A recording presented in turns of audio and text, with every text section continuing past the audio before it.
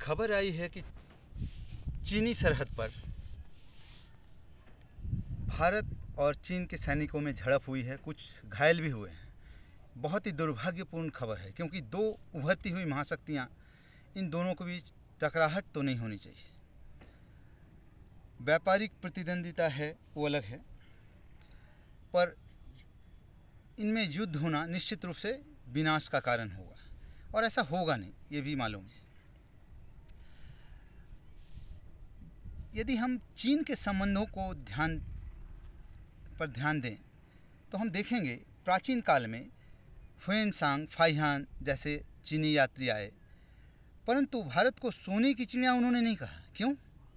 क्योंकि जिस तरह मध्य एशिया के लोग आए भारत में आक्रमण करने, तो वो पहली बार आए तो राजा दाहिर की पुत्रियों के साथ नारायणकोट मंदिर से 40 देंग सोना भी ले गए थे। एक देंग में 16 मन होता है, और एक देंग में 40 मन होता है, और एक मन में 40 शेर, लगभग 1 केजी जैसा एक शेर होता है।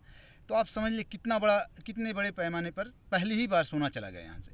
इसलिए उन मध्य एशिया के आक्रमणकारी भारत को सोने की चिड़िया कहते थे, जबकि चीन के जो यात्री आते थे वो ज्ञान लेने आते थे। वो नालंदा विश्वविद्यालय का बखान करते थे, दूध की नदियों का बखान करते थे।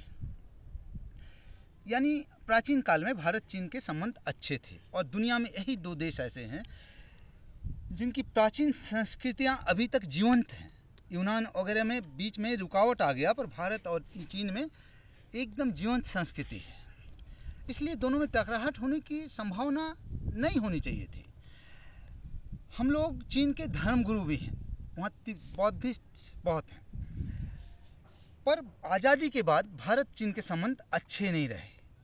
आपको एक आश्चर्यजनक तथ्य बता दूं कि मुझे इस संबंध में चीन के नेताओं पे कोई गुस्सा नहीं आता, क्योंकि इसके लिए भारत के नेता जिम्मेवार हैं। एक नाम लूँगा, कृष्ण मेनन।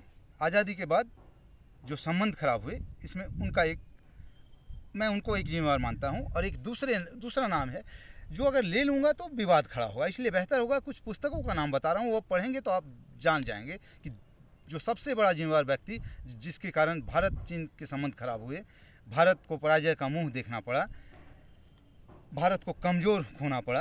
कमज़ोर होना अपने आप में एक अपराध है। Guilty man of 62, the Himalayan blunder, the guilty man of 62,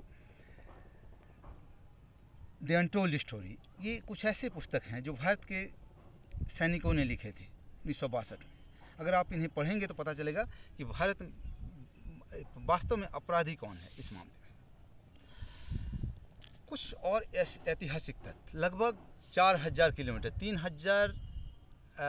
4000 से कुछ कम, 4000 किलोमीटर से कुछ कम चीन का बॉर्डर है भारत के साथ। जबकि अमेरिका के राष्ट्रपति ट्रंप साहब कुछ दिन पहले मोदी जी के साथ मुलाकात के दौरान बोल दिए कि भारत के साथ चीन का कोई बॉर्डर नहीं। ऐसी खबर आई थी। वास्तविकता है कि चीन का बॉर्डर हमने खुद मोल लिया है। पहले भारत और चीन के बीच एक बफर स्टेट था, तिब्बत, जिसमें कैलाश मानसरोवर है, हमारे महादेव का स्थल है, जैन बौद्ध धर्म का भी वहाँ बहुत कुछ है।